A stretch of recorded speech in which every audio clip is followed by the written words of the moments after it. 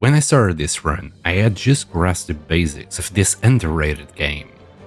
With this video, I hope I can show you why you should play it yourself, while explaining the mechanics of the game. And despite this being a single-player adventure, keep in mind, you can play it multiplayer. I also want to add, this is vanilla hardcore, and no changes were made in settings, so Permadeath is on, and the loot is scarce all around. The name of the survivor is Pancakes. He is my oldest channel member and Twitch supporter. Sorry, this is the only Pancakes you'll see here. You can find the stream's playlist in the description. I thought it was a good idea to spawn as a mechanic in a random coast location, as if I was a shipwrecked survivor who escaped the zombie apocalypse by sailing the seas. I started on the most southeast area of the map. In the tutorial quests, the game provides for some easy XP gains, earning me a backpack, a stone axe followed by a bow, some arrows, and as I prepare myself to start the fire, a zombie grabs my attention. He is chasing a rabbit, and it's currently autumn.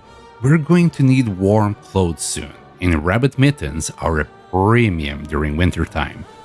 With the pelt secured, I return to my fire, cooking my first meal, crafting a stone hammer while I wait, but this is where my first problem starts. We need a lot more arrows. Improvised arrows usually break after each shot. And the area I want to go in has a ton of zombies. But if I'm successful, the loot in there can give me an excellent start together with the car since I am a mechanic. So I chop trees until I can make 50 arrows, inching closer to the parking lot in front of me. We can make some noise with that guy and hope another of these guys. The bow is silent, giving me ample time to headshot each zombie, but I shoot at a zombie carrying a gas canister to group them all up, keeping a safe distance from them and providing me a chance to kite them in case things get tough. The bows I craft are very flimsy, which is why I crafted 3 of them for the occasion.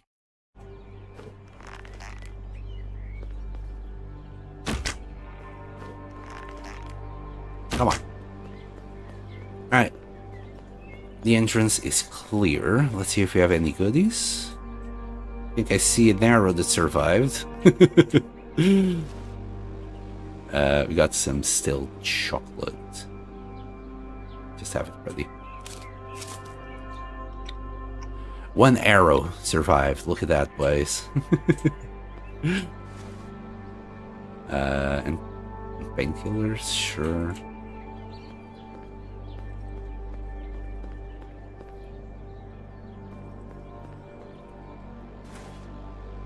Oh, there's our water bottle.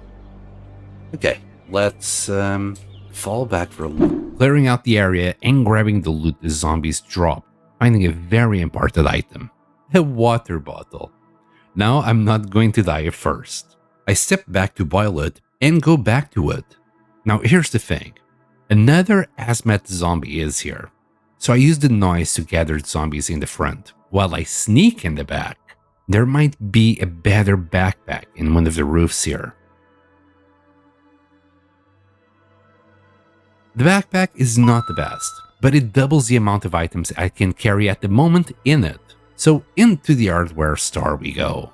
Some matches and the winter coat will come in handy for sure, but too warm for now. So the hoodie will do for the autumn temperature. A hammer and nails were my biggest prize after that. Killing my way to the sports shop until I ran out of arrows, forcing me into close range with the pipe wrench I started with. I do not recommend melee weapons as it's a risk you don't want to take, but if you don't have any other option, it will have to do.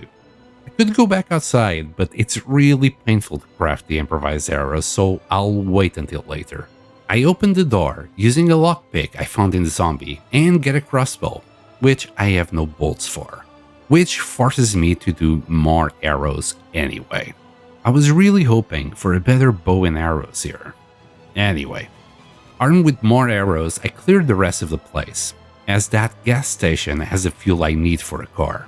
At the end, a better backpack was dropped by a zombie, and with the points I have, I unlocked the Junkyard Dog skill, which will guarantee a car part when I destroy a wrecked car.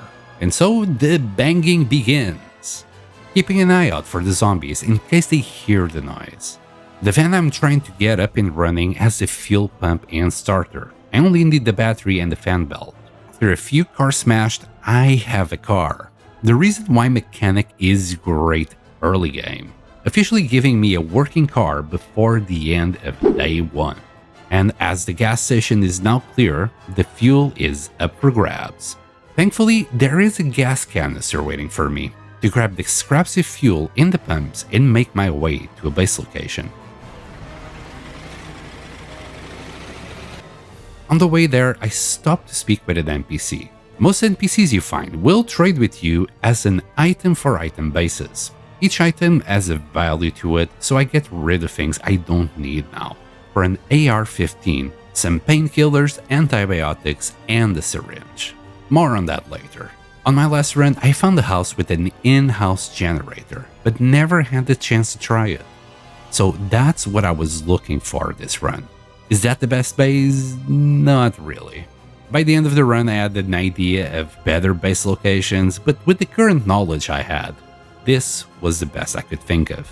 After wandering around this small town for a while, as I was giving up on it, I spot a house with what I was seeking, and get out to make some arrows to clear the area before settling in. I get close to the house I want, and see that there is a trader living in the trailer. And on top of it, a backpack, which turns out to be the second best backpack I could find with 35 slots of room. What a great find this early in the game. With 50 arrows started, I now cleared the area with the help of the trader, which will prove to be a nice way to defend my base. And then, I realize it's not going to be easy to turn on the generator, as it got stripped off all its parts. I'll stick with it, I have no better plans than this. The inside is a mess, but I quickly find I can dismantle all the rubbish around and make it a little more livable. In this game, you can sleep anywhere by using the emote wheel, pressing Z. The thing is, you will only get a warmth bonus by sleeping in the bed by building your own. After dismantling all the unwanted furniture, I make my own bed and finally get some sleep. 2 days in the bag, and I need to set up a somewhat decent base here. First, let's get rid of the spawn point quest, as this is a useless item for me in Permadeath. I leave it outside the base, maybe it will aggro enemies to it instead of myself. Then a storage container that I immediately dismantle, as there is better options than that. And you get your items fully refunded, so this is fine. But first, we need wood. Oh, so much wood. For that, you need to chop logs into wood, giving you 2 wood per log. But there is a better option, the table saw, converting 1 log into 8 wood. The only problem, you need a battery, but we found one when we were dismantling cars. So after putting it together, this is going to make my life so much easier. As a side note, there's also a handsaw, but that only turns a log into 3 wood, so still not that great. After dismantling the storage container, I make a locker. It fits a lot more loot in there within basically the same space, and dump all my loot in there. I'll get it started later. And they also serve as barricades for now. I'll do window barricades later. I finally get what I was looking for, the workbench. This bad boy enables you to make, among other things, arrows with just wood. No stones or fiber involved, which is going to enable me to make a ton of arrows without any extra shenanigans. Get wood in, arrows out, and these arrows can be recollected after using. Perfection. 100 arrows will do for now. Then I turn off the tutorial quest, as I'm not going to do farming until I have seeds. Besides, in autumn, only a few things can grow. In winter, nothing grows. So it would be pointless to do it at this point. Now it's time to search and loot the surrounding area. dismantling some blocked off areas to reach any potential loot. It's gonna be awkward. Yeah, because of that. Here. Oh. Get rid of that building menu.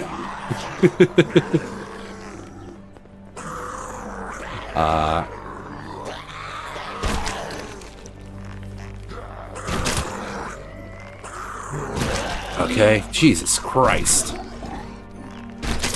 Though I do hear a wolf in the distance, prompting me to acquire some wolf pelts for the winter. Look at all this meat. It's not even parasited meat. It doesn't have much fat. By the end of the day, I'm building a tanning rack to dry the pelts before I can use it to craft clothing. But needing more wood, I moved the van near the trees I'm going to chop to make it easier to transport back to the table saw to finish the job. It takes 90 minutes of real time for the wolf pelts and 60 for the rabbit pelt to be dried, so I'll come to this later.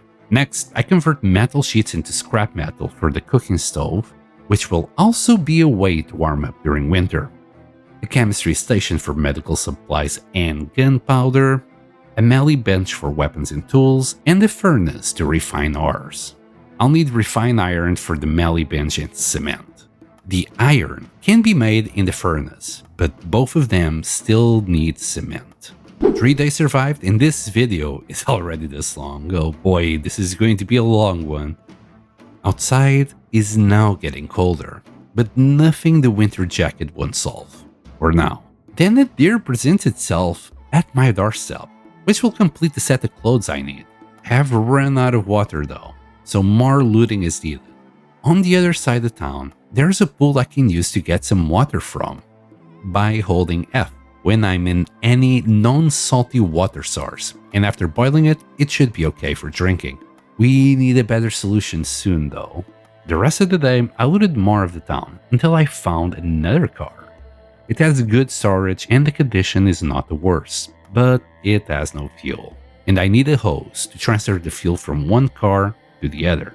Something I realized a little bit too late. And since I had transferred the parts, I drove home on it for the night. With water made for a couple of days, I changed into the biker jacket I found and grabbed the materials from the wreck outside to make more lockers. With that out of the way, I renamed the lockers for their purposes. Just don't forget to press set once you're done. I sort out the loot and sleep. On day 5, I loot the rest of the town buildings I was missing, coming across a toy bear, which I can attach to my backpack. Into the backpack? Hey, look at our bear. I like it. Then try to break open the garage door with the pickaxe, but I need something better than that, and I'm one step away to unlock the health tree. So after crafting a medkit, I unlock the It's Not a Cure skill. This will enable me to craft infection treatment at the chemistry bench, and provided I'm careful enough not turned into a zombie and end the run. More on that later, when I inevitably get bitten. For now, I craft an infection treatment and carry it with me. Then I transfer the parts back into the van, as I didn't find the hose in town as I was hoping for. But I'll come back for it soon enough. I need to mine 1 ore before I can unlock the crafting tree.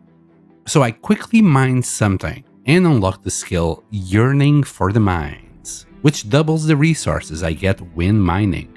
In this run, I want to go heavy on ranged weapons, and guns are the way to go. So we'll be mining and making our own ammo for most of the run due to the loot scarcity the hardcore difficulty has. I drive the car down the road, looting what I come across through the night, until I come across a tent I can destroy for its tarp. Now we can make a water collector. Further down the road, I come across iron, bringing me one step closer to be able to do the melee bench, and going back home at dawn, taking the opportunity to grab some gun parts from a trader. Back at base, I sort out the loot and start working on the cement mixer, grabbing the missing electronics from TVs around town, but didn't manage to find the power lead. Unfortunately for me, winter has started, as the snow shows, and my once white temperature bar has turned deep blue. With the light blue bar, the worst I caught was a cold, but the deep blue is much worse as it can give you hypothermia, forcing me back home. Even after equipping the winter jacket, it's still not enough, which reminded me I should have done the fur clothes I collected the hides for. I set up a tailoring bench and stand next to a fire while I craft sewing kits. The thing is, the kits will be used completely whether or not they are at 100%. So I take the opportunity to repair my clothing before using them. Start crafting the deer pants and rabbit gloves, but turns out the wolf coat requires 2 sewing kits. I make another kit. Now in a day I should have the full set and be warmer while outside. Although there is a little buff I gained while doing this next to a fire. When you stand next to a fire for a minute, your temperature bar will flash white, meaning you got the temperature buff preventing you from being cold no matter what for a few hours in-game. I take advantage of it and make a water collector outside using the tarp I found. Then grappling a few zombies to unlock the survival skill tree, which has one of the best skills in the game. To grapple, press G by default when the zombie is close and make sure no other zombies are around, so you don't get bitten while you do this. Also be aware this costs 50 stamina. Once I have 3 points, I can unlock Beast of Burden, giving me 20 extra kilograms carry capacity, which for any loot goblins out there like me is a must. Having not found the cable I need and being desperate enough for it, I return to the garage door to break them open with the pickaxe. A sledgehammer would be much better. I have energy drinks before each door, so the stamina bar doesn't deplete as I swing the pickaxe, and be aware the zombies will hear you as you break the doors open. Inside, I do find some good stuff in the locked crate. 2 fuel canisters and a warmer hat is going to do wonders for me right now. But on the last door, nothing new was in there. I use both canisters to fuel the jeep outside and go to sleep. With a bit of gas on the jeep, I thought it was worth using it for the time being, at least until I run out of gas. The fan belt is under 10%, which is going to give me issues, but I'll keep an eye out for a better one. With the jeep on the road, I follow it looting places along it. Coming across a trailer park I have never looted, so in I go. Bites are not lethal in this game, or well, more forgiving than some other zombie games I've played. A bite will increase this bar by 50%. 2 bites is game over. And some scratches might give you between a 10 to 40% increase on infection, and it won't increase with time. By using the treatment I crafted before, I can neutralize the current infection by 50%, but as the skill is called, it's not a cure. I can become infected again. The other recipe does the same. Though it uses different items and doesn't require a skill, it only reduces your infection 15 to 20%. So I'll stick with the syringe treatment if I can, and when back home I'll try to make some more. Besides some fertilizer in the fan belt, there wasn't much of anything in here. At least I managed to get my car repaired. The loot continues until my hubris causes this to happen. Just one dude. Right in the knee. Guess he used to be an adventurer like me. I fucked up. I've so fucked up. Jesus Christ.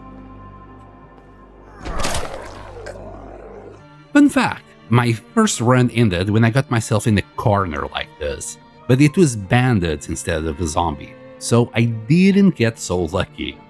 Apparently, I didn't learn a thing. On the way back home, a trader has some items I want. A chainsaw and the funnel especially. The chainsaw is great for wrecks, and the funnel can be used for a distillery. I also found a fire axe on top of her trailer, very nice. Back home, my clothes are ready to go. I prefer the look of the winter jacket, but this clothing is going to make a huge difference during winter. Then I finish the cement mixer and sleep to get to day 7. More storage won't go to waste, this time for guns and first aid items. And when it comes to the cement mixer, we need electricity to use it. What a concept, right? Since I don't have power yet, I'll leave it for later. I spend the rest of the day exercising my loot goblin gland, finding a horse saddle on a farm nearby, but nothing more in particular that I didn't find before. At night, I set up another water collector. On day 9, I put the fire axe to good use and make a bunch of wood, making my fat converter where you can process 3 pieces of fat into oil. And this is going to be one of the most used things in the entire game. Oil can be used in gun repair kits and for fuel, so it's really good to have one handy. The in-house generator is missing an alternator, and then I can turn on the lights, and I use the recently acquired oil to make some sharpening stones. With my tools repaired, I explore to the north. Night falls as I'm clearing the area, and I want more wrecks for sheet and scrap metal. With the new skill points, I use them for the Beast of Burden skill, allowing me to carry 55 instead of 35 kilos, which is great. A zombie nopes out. I grab some fuel and ammo, moving on to a bandit camp further up. I'm curious about what kind of loot they have, so I try to snipe them as best as I can to avoid direct confrontation. The thing is, they have their own sniper on a high position, making it hard to get. See this shit? The high ground. What a concept, huh? I think I did hit him. Most importantly, he didn't hit me. He's down. Not quite down. He's bleeding, surely.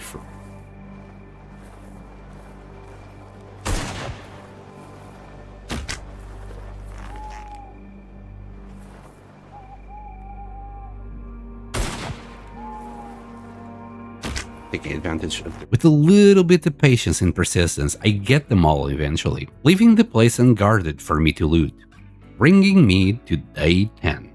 A machete and a tent will be nice for sure in the long run. I grab a few more wrecks on the way home, and after putting the loot away, I'm off to more exploring, coming across a trader next to a truck that looks really nice. This trader has some goodies I would love to get my hands on: a steel hammer, some cement, and a padlock, grabbing whatever other things I want to get from her. It was a pretty good trade, I must admit, even though I got greedy for the ammo instead of the padlock, which I might regret.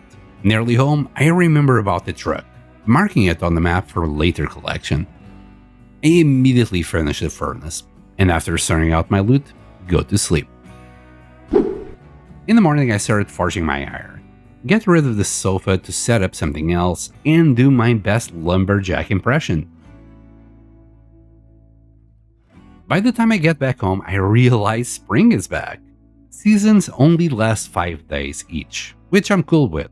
You can also change that in the settings up to 30 days per season. I do the rest of the work shirtless as I'm getting too warm. After changing into something less warm, I complete the vehicle upgrade bench and the guns and ammo bench. A note about professions: you can only have 3 professions in the run. The one you start with, one unlocked at level 30, and the last unlocked at level 60.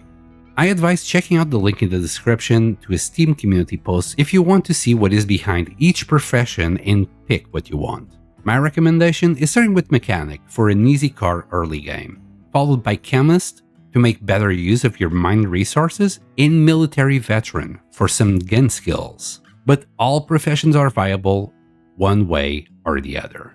The vehicle upgrade bench is going to allow me to build some armor for the car, preventing the car's condition and car parts to go down, saving me repair kits. But I must work on my base defenses. A few walls would prevent zombies from roaming in, together with the sturdy gate, but I'll need logs for that. On day 12, I start gathering logs before I'm interrupted by a zombie horde. There will be AI events occurring every 4 hours in real time at this difficulty, and the zombie horde and bandit raid size will keep increasing depending on how big your base is in time past, as far as I can tell. I take care of the sprinters, then everything else. They will attack your walls in your base, but anything you didn't build is non-destructible. Keep that in mind when building a base. With zombies out of the way, I return to base building. It seems my local trader will want to go outside every so often, and I'm afraid of him opening the gates as he keeps opening my front door as well. So I expand the wall area to try and prevent that. I built some log storage to have logs available for later and expand the area, hoping that won't cause any issues. And while I'm testing out the laser sight on the pistol, this happens. Light, grab the pistol, and then...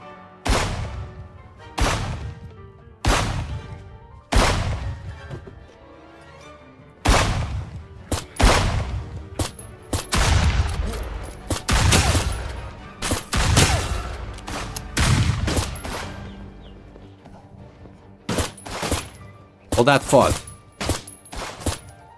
The bandits can easily open my gates. Yeah, remember that padlock I didn't pick up a couple of days ago? It would have prevented that, forcing the bandits to try and lockpick it. Now I learned that, and hopefully saved you from the pain as well. Thankfully, I had a trader as bait, or this could have been much worse for me. I spent the rest of the day hunting down the zombies that moved in with the bandit shots, finding some cement along the way, getting bitten again on my way back home. This time, I don't have enough resources to craft another treatment. I complete the melee bench, enabling me to craft some nice weapons and tools. I get my loot sorted and move on to day 13. I craft a shovel and a sledgehammer, and now I can do farm plots that should help keeping my hunger in decent shape. With that done, I want some fertilizer, so back I go into the hardware store looking for some, having to get rid of all the zombies that moved back in the meantime. A not so quick killing spree later, and I find the fertilizer inside the store. A crowbar together with more crafting materials around the area, opening the garage door in the back with the fire axe I had on me. On the way home, I find a trader that has the recipes for electrical things. But most important, a generator. I just need to find an engine.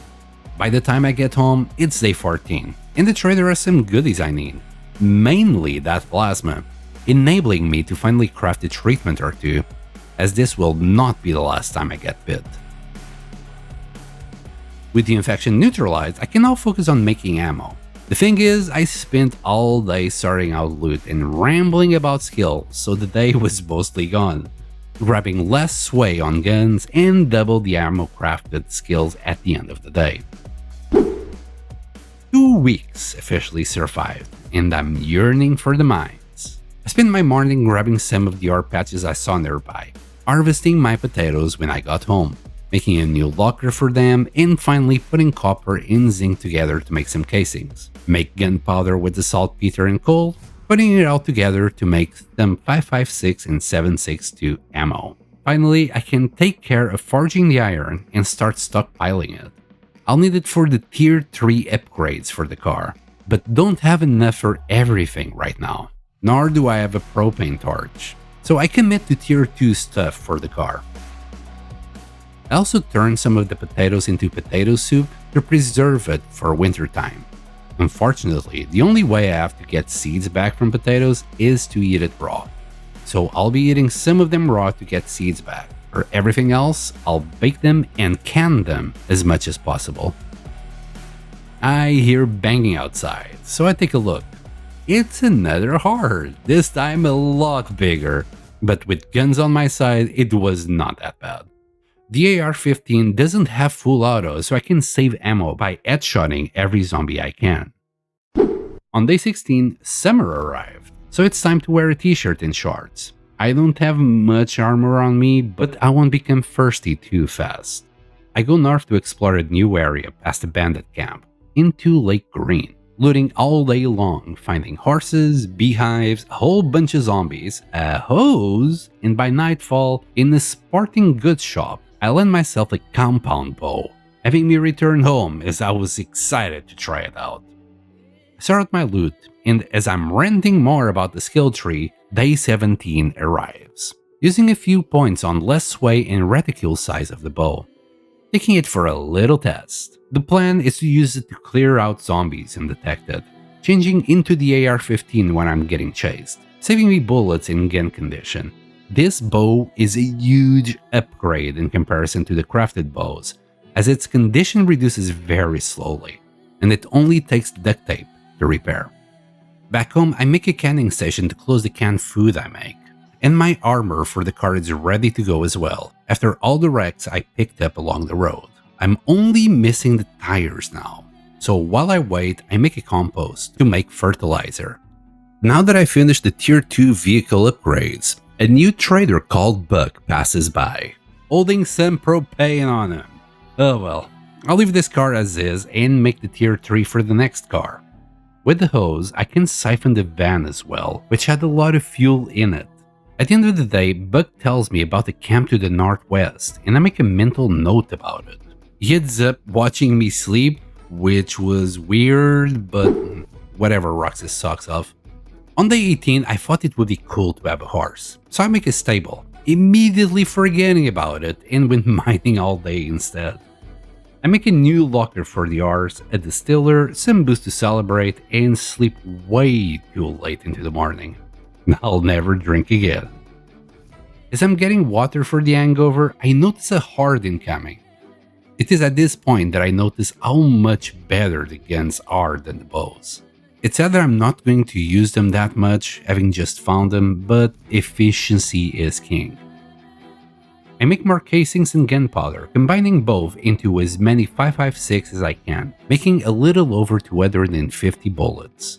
With the day nearly over, I finally remembered I wanted a horse. No time like the present, and I walked most of my night to reach the farm where I found it.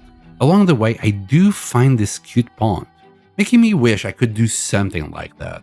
Then I find and install a cup to my backpack, reaching the stable a little bit later. The trip back was fast enough, and it's cool you can shoot from the horse as well. I take the horse into its shelter and proceed to collect hay to feed him. With the horse taken care of, I start exploring again, ending up in a town called Arrington. The place is crawling with zombies, managing to loot the local hardware store, but not much else before the end of the day. Day 21 flew by. I went out to hunt, and then did my best lumberjack impression, feeding wood well into the night to the saw. Why I needed so much wood? Well, I wanted some for storage purposes, but right now I want to barricade the windows just in case. Upgrading my walls afterwards with barbed wire to take care of zombies passively, getting too close myself at times, but it's done for now. On day 23, I got around to build the CB radio and call a trader to come around. I'm afraid about him getting caught in the barbed wire, so I meet him outside, grabbing some food. On my way back to Arrington, I spot a sign pointing at the survivor camp. There's a few NPCs there that give me fetch quests, one of them requiring me to go to a toxic area. I'll keep them in mind, but until I get a way to survive in the poison area, I'll have to put a pin on that one. On my way entering Arrington, a trader is having a bad time with the locals, so I try to help him out, teaching me not to help by running over the zombies. It's fine, I told myself. They respawn after I reload the game eventually, but I know what I did. This is the first town I find this big, and being late, I'll leave for tomorrow. Back home, I build a guard tower to try and snipe any uninvited guests at the gate, and build the door to my bedroom for extra security. On day 24, I went back to Arrington, cleared the motel, which had a nice SUV loot in the back, but the SUV in the house in front of it rewarded me with the sat-nav, which is going to make traveling around so much easier. Also, while exploring some garages, I found another propane torch, which will enable me to do the tier 3 vehicle for sure. I push through the center of town carefully, as there is a ton of zombies, including a big one I don't want to get close to.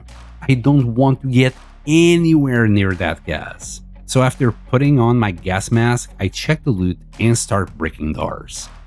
In the gun store, I find precious ammo and rockets. While in the garages next to it, I landed a car jack.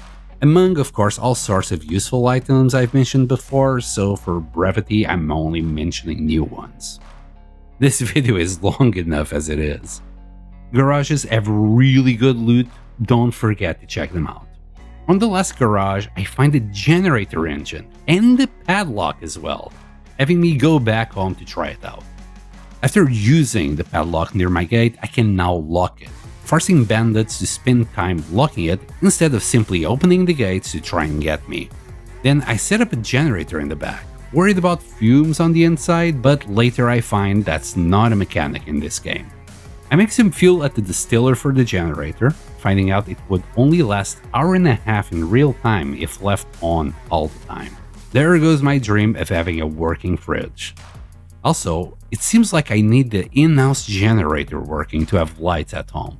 Kinda sad I can't plug it in, but oh well. This generator will power anything I can craft though. On day 26, since I have found the propane needed to craft tier 3 armor, I went to grab a new car. This sturdy looking truck should do the trick. After making it good enough to drive again, I make my way home, but I failed to see this rock. Well, time to go back home for the car jack. Also, it's winter now, so after changing into my winter clothing, I grab the car jack to flip the car back up. It looks janky, but it does the trick.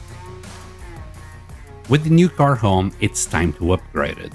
It didn't take long for a zombie to say hi, and for me to find out how useless my guard post is. Turns out you can't shoot from them, normally. But if you keep holding right click, it works. I only find that later though. Anyway, I'll try and make it work. The upgrades require a lot of materials, but I had most of them in storage, so I built what I could for now. Someone also suggested removing the saddle from the horse, and that removed the need to feed them ever again. It does make sense, so all horses won't starve in the world before you find one. I go for a quick iron ore pickup, and when home I build the rest of the upgrades. On day 27, I realized crops don't die during winter. They don't grow either, but that's nice.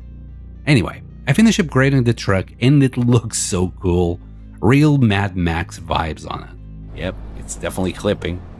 Maybe not, maybe it's just an absolute meat grinder. If something would get there, oh my god, it's just a meat grinder. Cool. Back to Arrington I go. And I want to clear out the place from any decent loot before I leave, killing all the zombies in town as I go. End up getting carried away shooting and looting through the night. Nothing, not a single piece of food.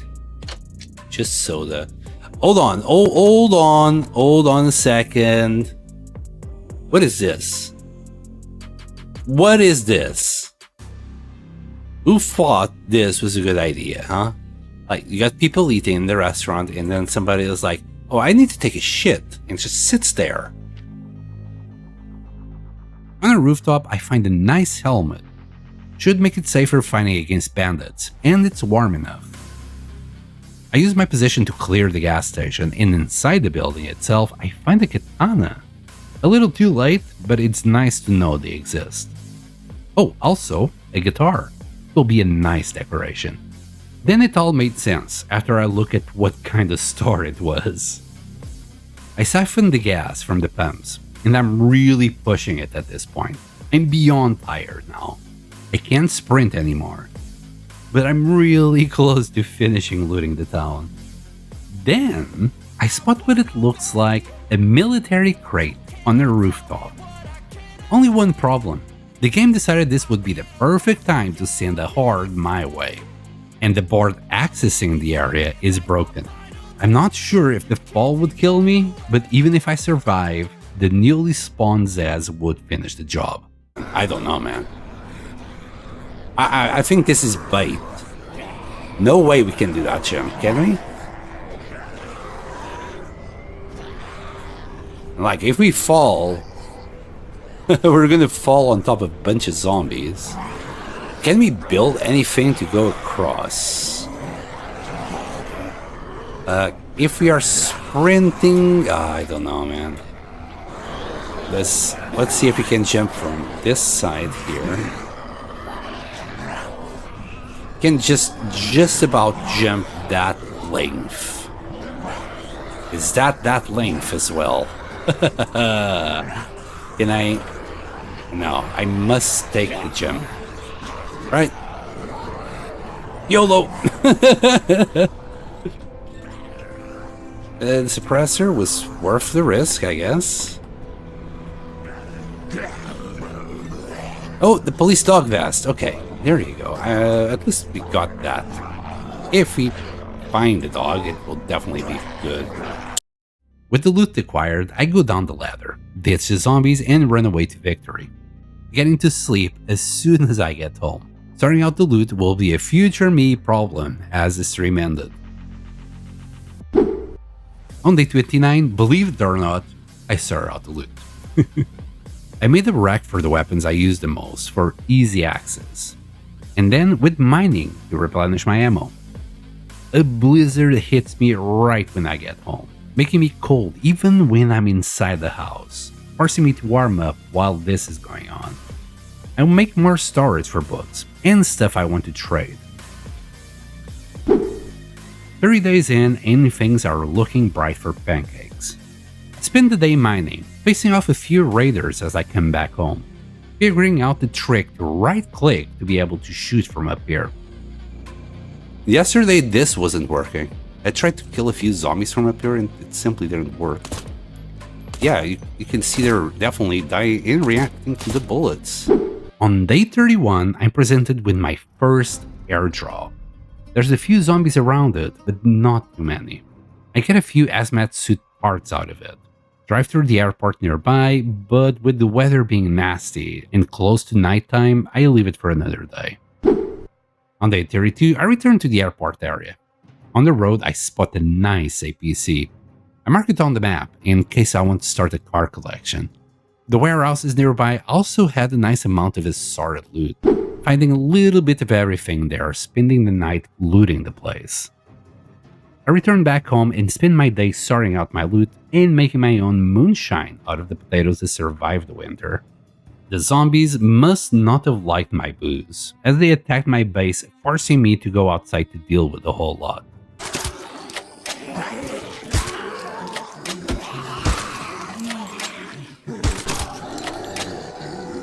Okay, I love this sniper. On day 34, I find a trader that wants my shoes, while selling shoes. And while I don't kink shame, he sounded a bit rude, so I steal his shit and move on with my life. It's time to clear and loot the airport.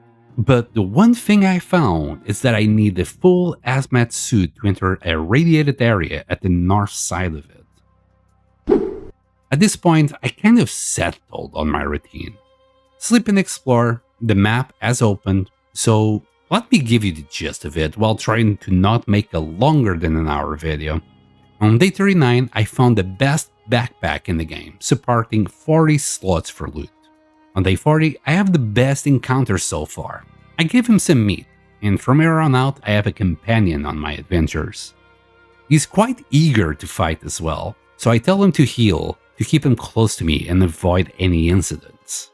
I found him in Hudson, but there are several different spawn points you can find a dog around the map, and you can only have one. To feed a dog, drop a piece of meat or dog food while on the follow command.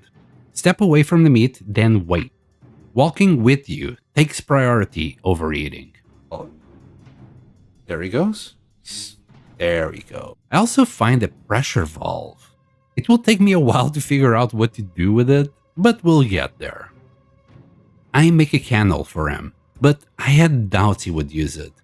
But if you tell him to lay down next to it, he actually lays on it. He is so cute. Oh my god, he does use it! Oh my god! That's awesome. That's so cool. He actually uses it. Oh, I love it. I also have found the alternator, so I can have electricity in the house as well, enabling me to warm up the house with heaters as winter arrives again.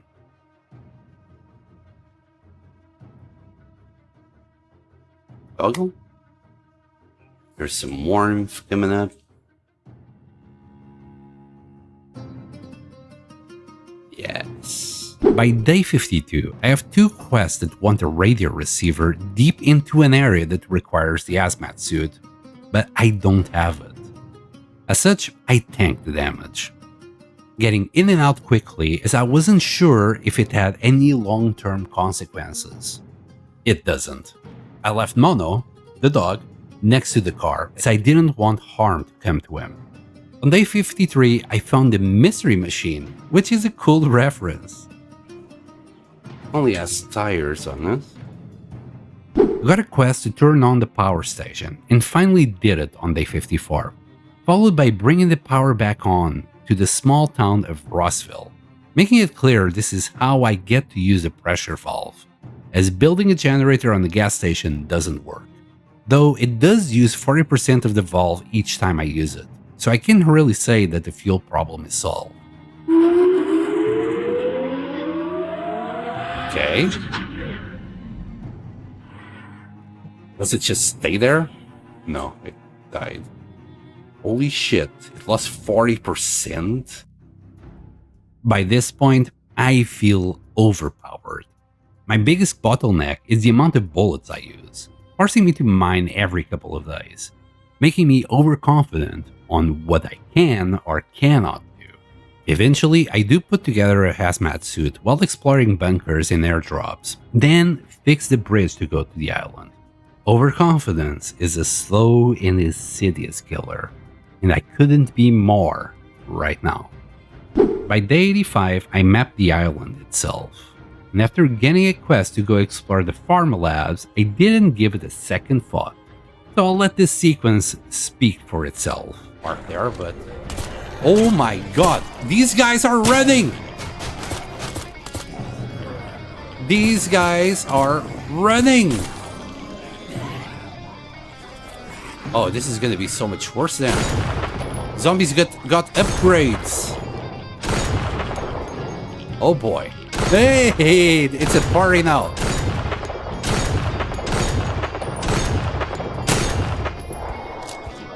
It's a party indeed.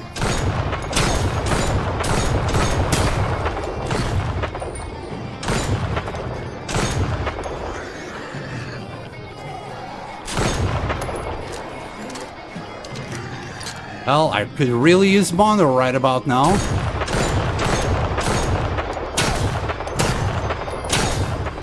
Oh my god. When will the runners stop coming, by the way? Jesus Christ.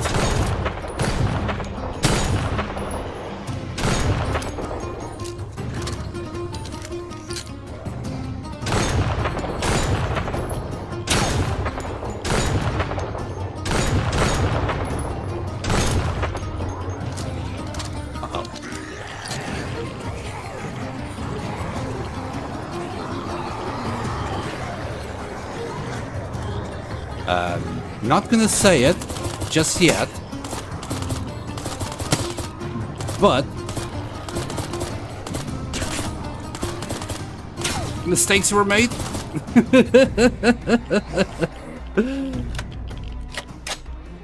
I don't want to say it, but mistakes were made. Oh my god, everything is armored. Look how many there is. Okay, maybe armor-piercing rounds would be really good at this point.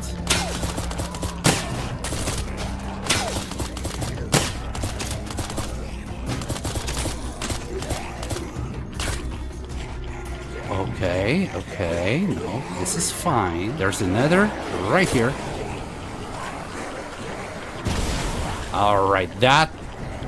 That is nothing. You know, as they say, mistakes were made.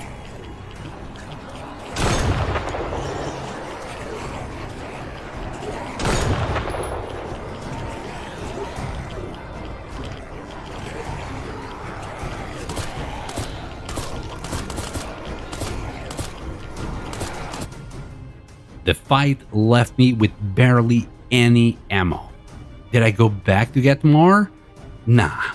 Straight ahead, and I make do with whatever guns and ammo I find on site. This uses the 45 ACP. Clear the surrounding area, right?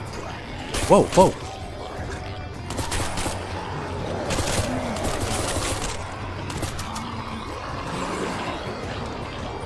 Mistakes were made.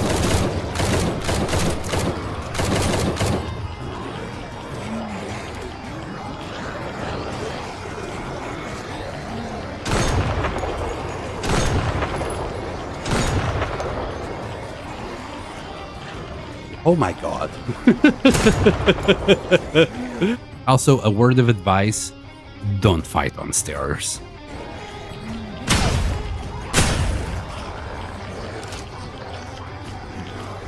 No! Oh god damn it, he disappeared. This is bullshit. This is bullshit. At this point, I'm carrying a few treatments with me, so it wasn't that much of an issue. Like, there's a little part in the stairs where it loads up if it's up or down, and that guy just... Anyway, we need a new mask.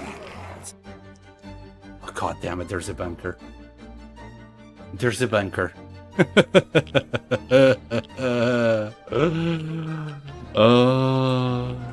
Find my way to the bunker, and the devs were nice enough to give us a barricade here. Hi.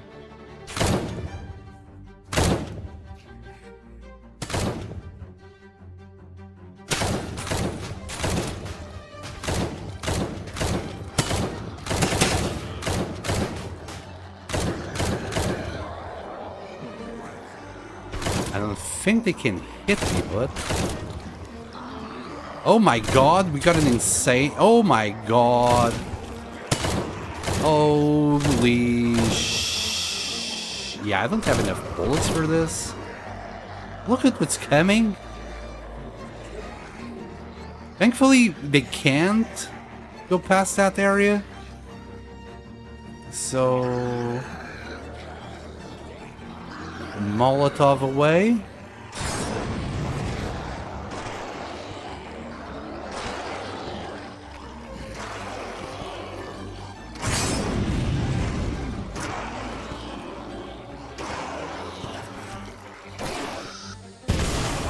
Okay.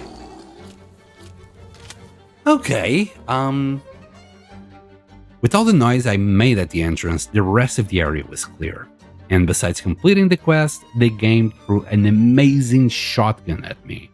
I had a blast using it for the rest of the days, exploring the areas I was missing. Especially when paired with incendiary rounds. Mono here, to be fair.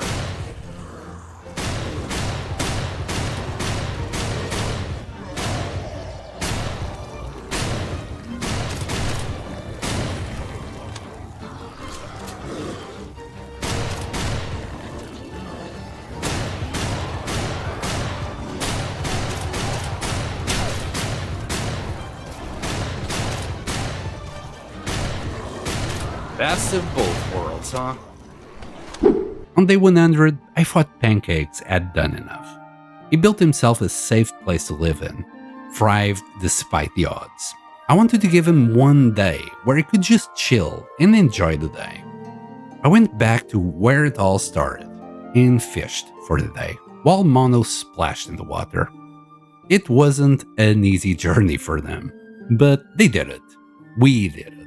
And Pancakes sat on the kitchen after drinking way too much, bringing us to the end of day 100. I left a lot out of the video for time's sake and will allow you to hopefully enjoy things for the first time. This is a brilliant survival game. I had a lot of fun with it. Soon there will be a summer update as well. For now, I'm going to do a couple more videos I want to make for the game as information is still limited on it. Let me know down in the comments if there's anything you'd like to know about it, and I'll add it on. I hope you all enjoyed the video, and I'll see you next time. Bye!